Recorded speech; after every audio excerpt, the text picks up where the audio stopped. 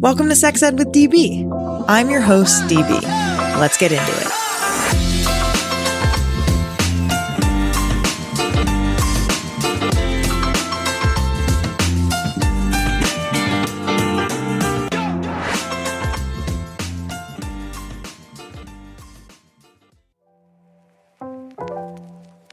Let's talk about one of my favorite topics ever, masturbation. While masturbation is not a dirty word, it's not uncommon to feel shame and guilt when it comes to self-pleasure. This is due to a combination of cultural norms, religious influences, lack of meaningful media representation, harmful myths we all learned in sex ed, and more.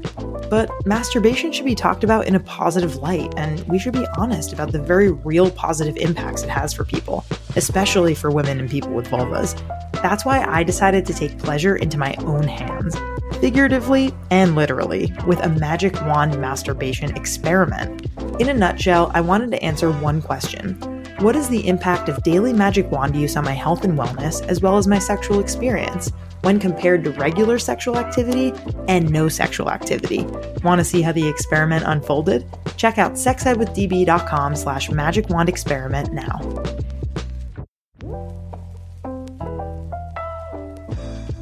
I'm about to get personal here, so listen up.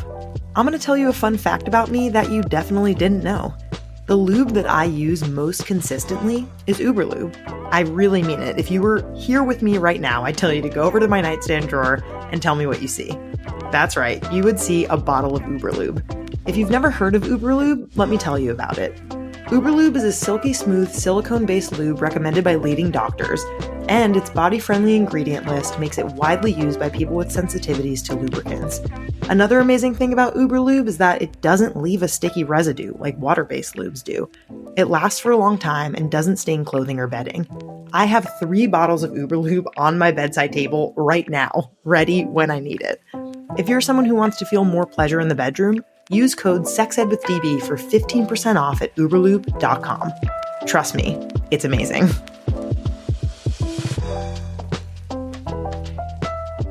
Are you falling into a pattern with your partner? Looking to spice things up but aren't sure how? Me and my partner exit our ordinary with Lion's Den. Lion's Den has hundreds of your favorite brands to help you and your partner reconnect or try something new. From novices to dungeon masters, there are products for every comfort level.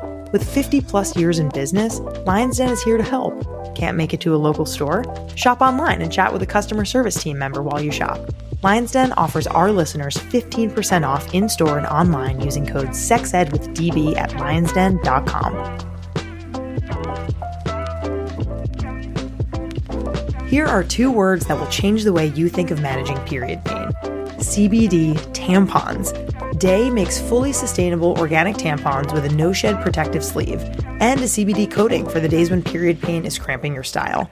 They come in applicators made from renewable sugarcane and are wrapped in an ocean-safe flushable material. You can even flush the packaging. Designed for a bloody good period, Day's lab-tested CBD tampons are trusted by a powerful community of 80,000 plus people. Want to try CBD tampons for yourself? Go to www.yourday.com. That's day spelled D-A-Y-E. And use code SEXEDWITHDB for 15% off at checkout. Hey everybody, DB here, introducing our really wonderful guest today. Her name is Lina Lyte Plioplyte, and she is the director of Periodical, which is a new documentary streaming on Peacock. It is a surprising film about science, beauty, politics, and the mystery of periods. Lina is an Emmy-recognized cinematographer and is dedicated to inclusivity, supporting women and minorities in filmmaking, and runs Quarterly Filmmakers Accelerator, guiding filmmakers to success in this dynamic documentary landscape. Just a note, Lina is not a medical professional. Check out the show notes to see extra links, education, and information about the topics we discuss in this episode. Here I am with Lina. Hello, Lina. Welcome to Sex Ed with DB. How's it going today? It's going excellently. Thank you for having me. Excellently. What's going on that things are going so well? Tell me about what's going on for you right now. Oh, no. It's a secret. It's a secret. Life has been the most insane journey this year. It's been the most crazy. So I'm happy to be alive and to be sane and okay, and to appreciate every moment still with a lot of intense personal and world affairs going on around. So waking up and doing my practices and meditating a little bit and just appreciating trees around me in Mexico City is lovely. They're excellent. You gotta touch grass, as they say. You gotta connect. You gotta connect. Wow. Okay. So I see where you're at. You've had a wild time. You're kind of ready to ground yourself, perhaps. Well, now is that time. We are going to get grounded. We're going to talk about your documentary. We're going to talk about periods. We're going to talk all about all this great stuff today. And before we get into that, we're actually going to do a little game we like to call the Quick and Dirty, where we get to know you and kind of ask you a couple of questions. And we're going to start with our unclothed, betrothed, or loathe period product edition. So if you could choose tampons, pads, or period cups, which one would you unclothe? Which one would you betroth? And which one do you loathe? I am sorry. What is betrothed? Oh, betrothed means to marry. You're going to marry this. Yeah. Oh, it's like fuck, marry, kill. Exactly. But we like to say nice unclothed, word. Betrothed, loathe. Oh my gosh. I am married to Menstrual cup. Absolutely. Oh, great. For them forever. Okay. My favorite menstrual device, which would I unclothe for maybe biological examination reasons, a tampon, just to see what's inside. Oh, wow. You're taking this literally. Okay. Right. Like a banana peel. Yeah, exactly. Have you ever tried it? It's fun. Right. And what's the third one? A pad? Pads. And what do we have left to do? There's betrothed, unclothed, and loathe. Oh, and do we loathe? No, I'm so sorry. I'll re-say it again. Okay. Because menstrual cup is my favorite menstrual invention. I would free bleed if I could. It's just, I'm like an earthy mama. Like if I can let it bleed and drip on my side, I love it. Exactly. You don't always have that opportunity or very long skirt or, just running around in the greenery all day. So anyway, menstrual cup, my betrothed forever. I hate tampons. Always hated tampons. Just what the hell? I don't like the feeling of them. I don't like pulling them out. I don't like how they feel when they come out, how they look when they come out. And of course now they're made from one of most dirtily treated crops, which is cotton. And so if it's not organic, it's just full of pesticides and stuff that they spray cotton with. So why would you stuff it into your most absorbent membrane of your body? I don't understand it. I understand it's a convenience thing, but use the cup. So I would just nix the tampon if I could. And the pad is just a lovely option. Make it be off the cloth. Okay. That's interesting. I feel like at Sex Ed with DB, we definitely do talk about tampons. We really make sure that we try to get, science-backed info out there to people. So maybe look, listener, check out the details of this episode. We'll kind of include some links and just make sure that people have the right information, because people do use tampons. So we want to make sure that we allow, people to feel comfortable using their tampons. Use organic. Yeah. I think even in that conversation, it's interesting. Doctors and medical professionals have different opinions on this. So it's just an interesting place that we're at right now with tampons. And we'll kind of get into that a little bit more later. But I'm wondering, for the second quick and dirty question, what is your favorite documentary if you had to choose? Like ever and forever. Yes. One of my favorite documentaries I just watched recently was my friend Lucy Walker's documentary, Mountain Queen. It just came out on Netflix. And oh my gosh, it's such a badass feminist movie, although it's about a middle-aged lady who climbs Everest 10 times. Oh my God. She works in Whole Foods in Connecticut or somewhere there. And she just I need to go climb the mountain. And she's a single mom of two, comes out of the most horrendous abusive relationship. And she's Nepalese, non-educated, barely speaks English. And she is the mountain queen because mountain calls her. And she's the only woman who's climbed Everest 10 times. That completely epic. I didn't expect. I cried all movie long. It's on Netflix, I think. By the time this podcast comes out, it's gonna be on Netflix. You will cry and you will feel amazing to be a woman. Wow, I am so into that. I recently a couple months ago started rock climbing indoors, and it is very challenging. It is very fun. I feel very powerful while I'm doing it, and when I finish a route, and it's a really cool feeling to climb shit. Like humans were kind of meant to do that. So it's pretty cool. I'm excited to see this documentary. That's awesome. Yeah, this is on steroids. This is mountain climbing on steroids. This is the tallest mountain on the planet. And wow. it's called Mother Mountain. They call it Mother God. And I'm like, females. That's really epic. That's awesome. What would you say is one thing that you wish everyone learned in sex ed? Oh my gosh, everything. Have you seen American Sex Ed and how shitty it is? Sure have. That's actually why we're here. That's literally the reason why we're here.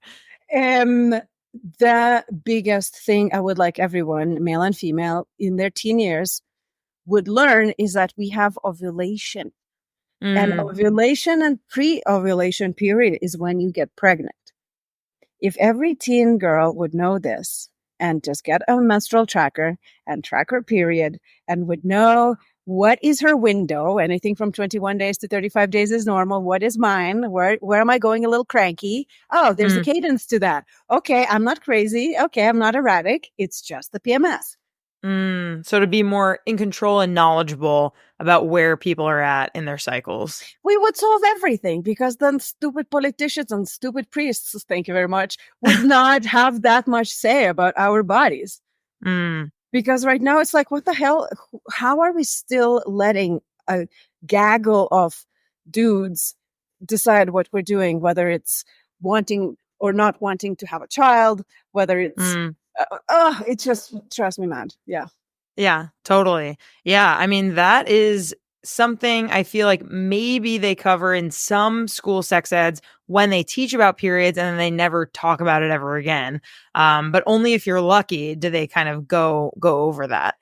Yeah, I think if you're extremely lucky, as you will see in our film Periodical, what seems to me that in the majority of schools, you get the banana visual and you get kind of a story of if you have sex, you might get pregnant, which let's face it, that's not a full story there. We kind of, majority of us have 5-6 day window when we can get pregnant every month. So if you know this, you act accordingly to it. At the end, you're not treating sex as the scariest thing ever because it's this unknown that can just change your life's course forever.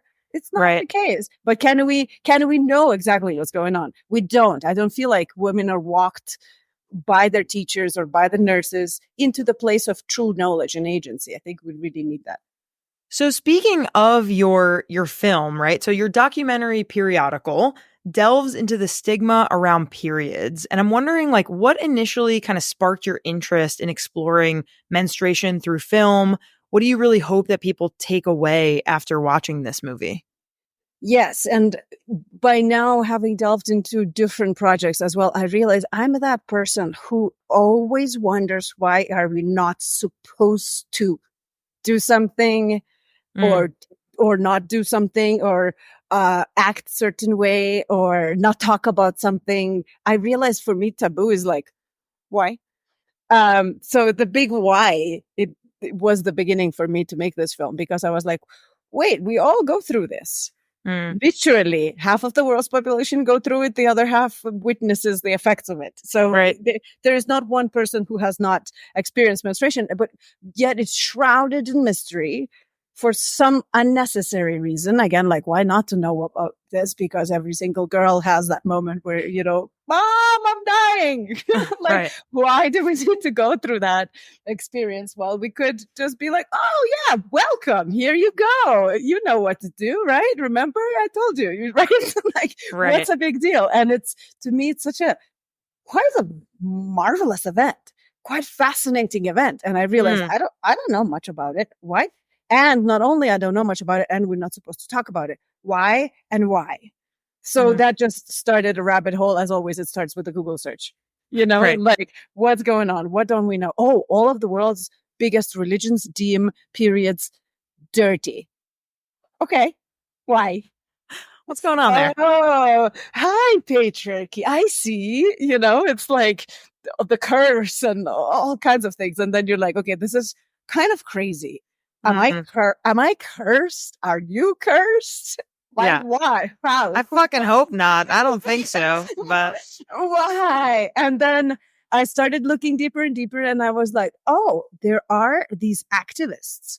There are these people in the States that are moving and doing and shifting and creating conversations and running marathons and talking about their menstruation and running the menstrual product drives and doing all kinds of things that all of a sudden we're like, oh, there is a movement behind this. There's people involved in politics and shifting the laws and creating coalitions and, lawyers participating with activists to change such little thing as a tampon tax. Tampon tax has been a conversation since 2016, when was the first time I started looking into periods.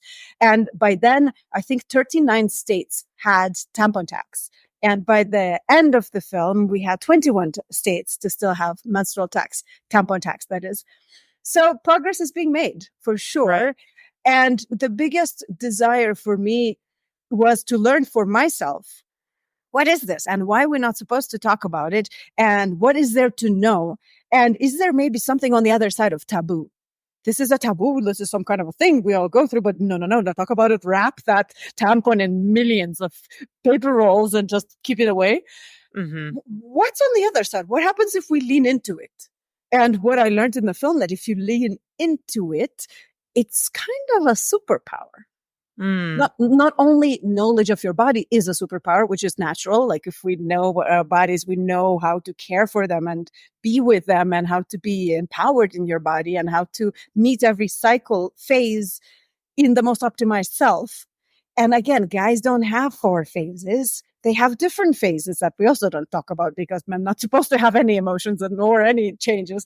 And we just chaotic beings like freaking storms here, tornadoes, not able to make sushi or be presidents, And here we're like, oh, it's cadence. Oh, every week is a little different. Oh, I see. It's follicular, it's ovulation. It's luteal, it's menstruation. Oh, wait, I need to do different thing here. I need to eat more blueberries here. Oh, I do sleep 1 hour longer on this time. Okay. And all of a sudden you're like, whoa, I want to write. This is fun. Okay. How can I be more creative here? How can I be more executive here? How can I schedule all my appointments here? Should I put all my dates on ovulation? Hello. Of course I should. I'm glowing, So it's kind of like figuring out kind of like where you're at in your cycle and kind of like using that to your advantage and not just thinking that every day and every week is going to be the same because different things are happening in your body. Very, very much. And I think that changes everything once you realize we are cyclical beings. We are all cyclical beings. It was Gloria Steinem that said amazing line, which is not in the film, but she said it, during the interview. She's like, everyone is governed by the moon. Think about it. Every drop on this planet is pushed and pulled by the moon tides. She's like, everyone's affected by it. Women, men, potatoes. Potatoes. I don't know. Love it. Maybe she was hungry. That's funny. I'm wondering, like, your film really challenges these many myths and misconceptions about menstruation, right? And I'm wondering, like, can you share how these misconceptions really affect societal attitudes towards periods and menstruation today? Were there any discoveries that you kind of made during the film that really surprised you that you want to share? I find that by simply having not supposed to talk about it, we are in unnecessary suffering. Because I'm not supposed to talk about how much blood is normal, because I'm not supposed to talk about menstruation. I'm not supposed to complain because women complain, just take an Advil and go to work. If I'm laying on my bathroom floor bleeding and vomiting at the same time, I'm not supposed to complain. We're creating these pockets of suffering and holes in the knowledge in medicine because we're not supposed to talk about it.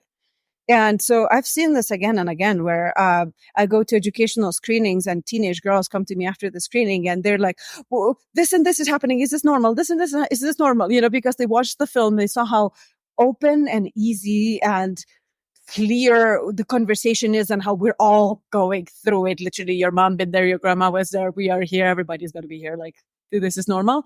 And then they're like, oh my God, and this is happening. Is this normal? Can I cancel my period? Like, can I have sex? Well, I feel weird. Is this normal? Like, we have so many questions. And again, if we are not practicing talking normally, simply about body, about PMS, about perimenopause, about having weird sweaty morning, for the hot flash, or again, having soaked through 4 pads in 2 hours and being like, that's normal, right, Mom? And Mom is probably in the same boat, and she's like, right. And then if you don't ask your friend or the Which, nurse, by the way, you should seek medical, professional help if that's what's happening to you. Like, it is important to know what's normal for your body, and super heavy, consistent pain, not normal. Like, super heavy flow that feels like you're soaking through tampons and pads in 1 hour, not typical. Like, you should have conversations with your gyno. You should have conversations with your medical professionals and say, like, hey, this is my experience. I want to advocate for myself and talk about how to manage my period better and what might be going on for me. Exactly. And what I found we've screened the film in so many different communities. I found, for example, in Latina communities, in the USA and in Mexico, young women, if you don't have sex, they don't go to gynecologists. Of course, it's uncomfortable if you haven't not used to have stuff out there, like, seeing gynecologist chair and knowing of that crazy apparatus, that cold metal thing that they stick in you is not a thing that we're dreaming about naturally. But then I find that they're 17 or 19 and they're like, what's going on here? Is this normal? I'm fainting. Is this normal? Like, I'm bleeding for 10 days. Is this normal? And I'm like, you got to go to gynecologist. Like, right. We just have to kind of normalize. That's the body. And these are the experts. Let's talk about it. Sure, nowadays TikTok has millions of advice and it's Instagram and YouTube too. But I'm like, there's also a lot of snake oil out there. And so we got to be well informed. And I don't trust, unfortunately, the school system to inform our youth well. Right. I mean, that's actually going into my next question, just around comprehensive sex ed, right? Like, you've kind of made note of this, and we talk about this all the time on the podcast over the past 210 plus episodes that we've had. Like, sex ed in American schools typically is very bad. It's not inclusive. It's not queer inclusive. It's not comprehensive. It's not pleasure-based, etc. And I'm wondering, it's like, not pleasure-based. Oh, that's a good one. I'm working on a film about pleasure, so. Oh, great. Yeah, I mean, it's definitely not. And so I'm curious how Periodical and other films like yours can help educate people who may not have had this information through comprehensive sex ed. Like, do you feel like documentaries are kind of stepping in, so to speak, to kind of fill those gaps? And like, what improvements do you want to see how schools approach this and information on periods specifically? 100%. I've heard multiple people say these were the most informative 93 minutes of my life after watching Periodical, which is like, wow. And also, well, damn. Sad. And it's true. I must say, it took me 6 years to make the film, and I learned a whole lot about periods. And I feel like we should know way more than we think we know about our periods. Not just periods. Again, we're not just looking at those 4 days when you bleed, or 3 or 7, whatever. We're looking at your whole cycle. The whole cycle. Every day is different. So how wonderful it is to spend those couple of months where you're tracking skin, poop, desire, hunger, emotions, sociability. And you're like, oh, look at me. Okay, I am cranky, antisocial bitch on days 21 and 22. Hi, welcome. A lot of us are. Right. Take a hot bath and have a sweet potato in that bath, because the complex carbs is what we're craving those days, and better that than brownie or a croissant, I say. But to me, like, that is the sex ed we need to make on ourselves, because no doctor will do this for us. We're all different. All bodies are different. All the cycles are a little bit different. So first of all, we need to have enough curiosity and diligence about ourselves to be like, what is my cycle? What's my wave I'm riding? First and foremost. And then again, I'm like, I wouldn't trust school. Which sounds horrible, no? But it's like, which is why in Periodical, we feature Chelsea Von Chass, who is an educator in LA who works with public school systems, and she goes into underprivileged, mostly Black classrooms of teenage girls. And she talks to them about periods, about cycles, about the qualities of blood, about perimenstruation, PMS, premenstrual syndrome, about your body, your relationship to your body, your vulva, your relationship to your body, getting to know your vulva. Hi, there's an organ out there and it's amazing. That organ is bleeding, gives us the best pleasure we could ever ask from this body. Even better, I think, than the male body, to be honest. And it has ability to bring life. Pretty epic. Divine. Yeah. Divine. Totally Magic. divine. Yeah. No, I hear you. I think that like the energy that you're bringing and kind of the beauty that's there and the complexity isn't something that is talked about. And I hope that with, this is kind of like a potential here, but I hope with social media and with, internet and with people being able to access other people far and wide, they don't just have to depend. They should have better sex ed in schools. Of course, we need to advocate for that consistently. And in the meantime, while we're waiting, we got to get out the information out there through things like documentaries, through conversations, panels, people, podcasts, of course. Yeah, I think like talking about periods is so important because it affects us from a very young age, getting younger and younger in the US on average. And we have a period for decades. And then when we start to not have a period, we also don't really know what happens to us until we're kind of in that zone. Yes. And it's like, I think books, we've had plethora of books in last 5 years to cover the topics that we don't know, or you cannot just get in one full scoop if you are on internet, for example. I'm thinking about Menopause Manifesto, for example, that was very informational and to the point. And like there is spectrum also of information. You can find woo books, you can find very scientific books, whatever's your flavor. I tend to kind of sway between the two. And in the film, we walk the fine line between the indigenous knowledge of how we're looking at your body and period, but also scientific knowledge and also understanding how young is the science, because again, we didn't treat women of importance. So we didn't look at menopausal issues or period issues. We've only dealt with fertility issues because we want to produce that's the priority. Right. And so I feel like, with just enough data now, with all of these tracking apps, where literally there is data of millions and millions of users to understand what are the patterns here, to understand what's the normal spectrum, what's not normal spectrum, and so on, right? Of course, word of caution on tracking apps is that most be careful of your privacy. Most US based tracking apps, unfortunately, will tell you, we're not going to sell your data. Why would we? But let's remember how capitalism works. Your data is their product. And unfortunately, Flow is known to do this, to sell your data. And it not only becomes uncomfortable privacy breach because they are not, this information is not protected by the privacy laws like HIPAA, where your doctor is protecting your privacy about your private information.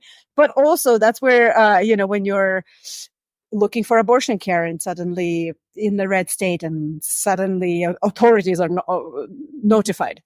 We don't need that. Thank you, guys. You're here to track our apps and make our lives easier and not, pass our private information to those parties that, absolutely. No, thank you. Yeah. Your data should be your own. And especially if you say so, if you say it in the app, Right.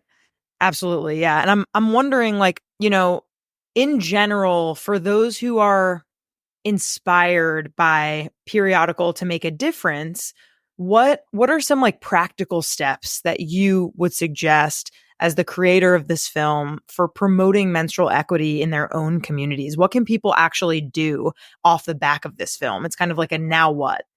Now what? Oh, now what is great. I think first and foremost, getting to know your body and seeing where you're being shy, excuse me, to have a tampon. And seeing if you can forego that and see if there's could be a fun game in, excuse me, I'm PMSing. Do you have extra sweet brownies today? I do that in a coffee shop all the time. Like, as a fun, rebellious thing to do, because it's still unusual, but I find nothing like breaking a taboo. It just feels delightful. And it's also such an easy taboo to break. So what? Fashion police won't catch you if you're bleeding. So saying I'm menstruating in the workplace, loudly asking or offering a menstrual device to a colleague. This is how we break a taboo in wherever circumstance we are. If we're raising little ones, not to be extremely private with, mommy's having this thing that no one should know about, that sort of thing. But on the community level, go to your coffee shop. Does your coffee shop have tampons in your bathroom? Because those things should be free. And I was just in Ireland, and every little punk bar we walked into had tampons and pads in the bathroom. And I was like, this is cool. And I see this is not a government provision. This is literally a bar owner buying them and putting them there. I think we all could do that. We all could support the bleeders everywhere with comfort of having menstrual supplies when they need it, because we all been there when we need it. And so the third layer is who in your surroundings is maybe doing menstrual product drives. How great just to buy four bags of tampons and drop them off at your food bank, or see if the period.org has a chapter in your state, and just supporting those wonderful, mostly young girls who run these drives, who literally pack little care packages and then bring them to the homeless, bring them to vulnerable families, those who can't afford tampons. And let's face it, they're expensive. So being part of that beautiful giving support of your community is a very easy way to participate. Yes, absolutely. There are plenty of ways to give back. And like you said, if you're someone who wants to figure out, okay, who's the local drive near here where I can just kind of maybe once a month, like drop off products, that's a really great way. Maybe even just having conversations with your friends about like, hey, I recently started wearing period underwear. Does anyone else wear period underwear? Like, what do you think about that? Just to kind of like really normalize those conversations. And not just the period conversations. I think it's body and feminine body conversation that we need to normalize, and we need to undo every single taboo. I'm having a hot flash. How daring still it is to say this. I personally went through abortion journey 2 weeks ago, and it did not occur to me not to share it with people. And I spoke with so many women, and so many women said, me too. Yeah. And I was humbled, sweetened. Yeah. We cried with so many women because I'm sharing this very personal and very deep and very grief-like and also very beautiful rite of passage that I just went through. And you have no idea how many hugs I got from 20 years ago. I still had it. And thank you for sharing this. This is important. And suddenly realizing, fuck, we are not talking about all of these things. Miscarriages. Right. Jesus. Like incredibly common. Incredibly common. Like you have 20% chance for every birth to get through miscarriage when you're in the 35 to 45 age bracket. Like, God. And it's like, we all are suffering in silence. We're suffering cramps. We're suffering endo when it's not, and you don't know what it is. And you just, fainting from pain. And if we're not sharing, not only we're not getting help we need, but I think the moment you start talking about things we're not supposed to talk about, you realize we're all in the same container. We're all in the same world where it's like, oh my God, well, I have experience with this. Oh, and I went through this. And suddenly we're like, oh my God. It's the most delightful connector. So I think this is how we break taboo first and foremost. Let's just talk about it.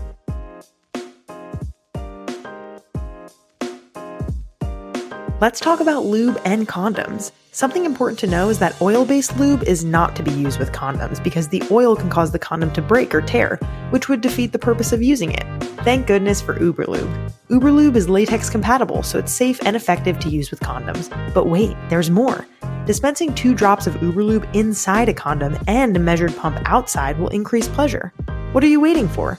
Use code SEXEDWITHDB for 15% off at uberlube.com.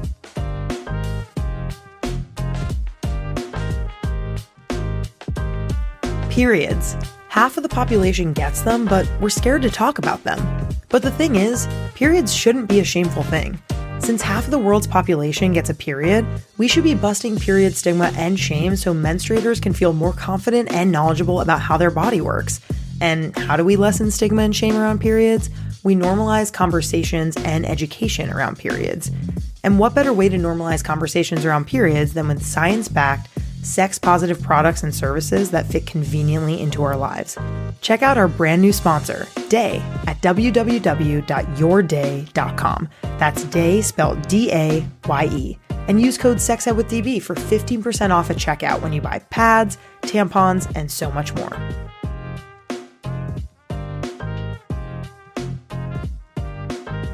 Let me tell you about one of my favorite pleasure product retailers out there, Lion's Den. If you haven't heard about Lion's Den before, I can't wait to tell you about them. Lion's Den opened its first retail facility in Columbus, Ohio in 1971. That's right, over 50 years ago. Since then, they've grown to more than 50 outlets throughout the US, building their reputation on high-quality products, low prices, and a knowledgeable sales staff who can help you find the perfect toy. One of the many things I love about Lion's Den is that they advocate for a sex-positive perspective on intimacy and sexual well-being, and strive to break the stereotypes and stigma surrounding sex by providing comprehensive educational resources to empower everyone to enjoy life to the fullest. They are simply amazing. Lucky for you, Lion's Den is giving my listeners an exclusive discount of 15% off your purchase, in-store and online with code SEXEDWITHDB at lionsden.com. What are you waiting for? Get your amazing Lion's Den toy now. Totally. Wow, this has been really, really enlightening and awesome. I love your energy. I love the idea that, it is critical to get this information out there to people. We shouldn't be ashamed. We should be breaking down these barriers. We have one more segment for you called Booty Call, and it's a question from a listener.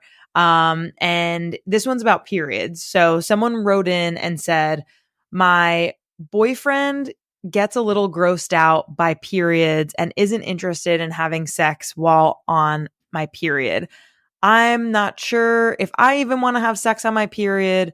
What do you think about this? So clearly, coming from someone who, has maybe some ideas about period sex, I think that, important to not shame folks for kind of the reason why we feel this way is from messages that are getting passed on from culture, from movies, from books, from our friends, from social media. And so given that all of this has a context, what is kind of the right way to kind of respond to something like this? And what should we be talking about when it comes to period sex? Fascinating. Well, first of all, science says that if your girlfriend is cramping, she's in pain, orgasm can help to relieve pain. That's true. So you can be a very kind human and scientifically support your girlfriend through having sex and just helping her, helping her. Mm-hmm. One. Second of all, well, men don't know what it's like to bleed without a cut or pain or some kind of wound. For them, blood it's coming out of some gashing something, right? Where for us, it's like, it's the blood that gives life. It's a very different blood. It's a blood of your uterine lining that has prepared to create a baby yet another month. I think those who bleed have a very different relationship to that blood than those who don't. And it's so natural that they have a little scary reaction to it. I think the easiest solution, if you're like, I would love to have sex, I'm just horny, but I'm bleeding and he's grossed out, there's this thing called menstrual disc. Oh, I was going to say masturbation.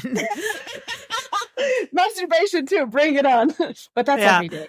Yes. Not just the period. So menstrual disc, menstrual disc, which I must terribly confess I have, and I couldn't figure out how exactly to. It's hard to fit into each body. Yeah, it's not an easy thing.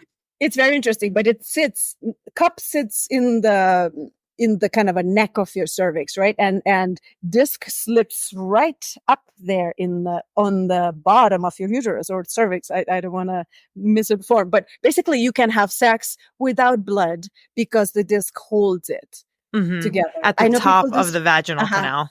There you go. And then you just pull it out. And so there are solutions if you're like, honey, I would like to have sex. I feel like I let people to have the gross out factor. Right. It's okay. But I think the more we talk about it, the more too much information becomes just information. Mm-hmm. And, think about too, like you can lay a towel down. Like there are ways to reduce the mess. Like if it's PV sex and you don't want like the penis to get blood on it, you could use a condom. Like there are plenty of ways to kind of reduce the idea of getting blood everywhere.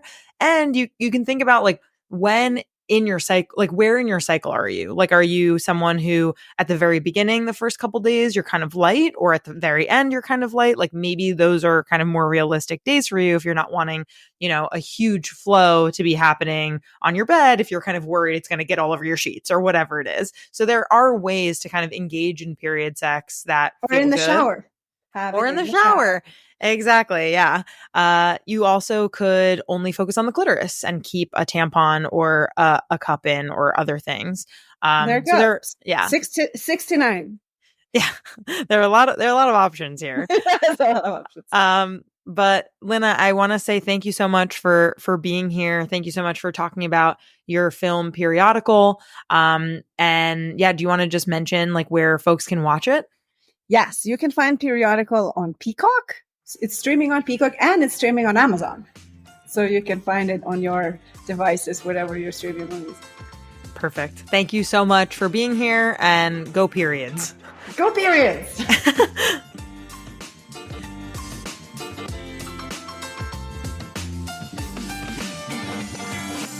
Our creator, host, and executive producer is me, Danielle Bezalel. Our communications lead is Catherine Cohen.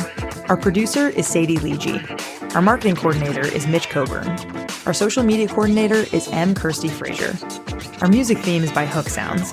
Thanks so much to our featured guests, partners, and listeners. Want to partner with us?